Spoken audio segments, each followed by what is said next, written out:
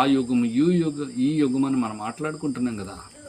కానీ ఒకవేళ మనం శాంపుల్కి తీసుకున్నట్లయితే ఈ యొక్క 6000 సంవత్సరాల చరిత్రలో మానవుణ్ణి మానవునిగా చూపించినటువంటిది ఏంటంటే బైబిల్.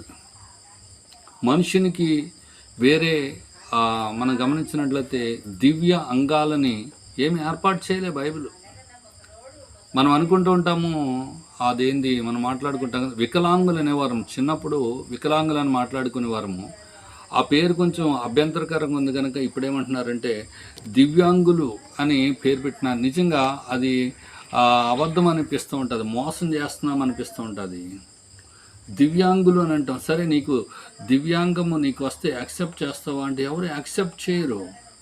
కానీ అలాగున విపరీతమైనటువంటి అవయవాలు ఏవి కూడా మానవులకి రాలేదే. మనుషుడిగానే ఉన్నాడే. 6000 సంవత్సరాలు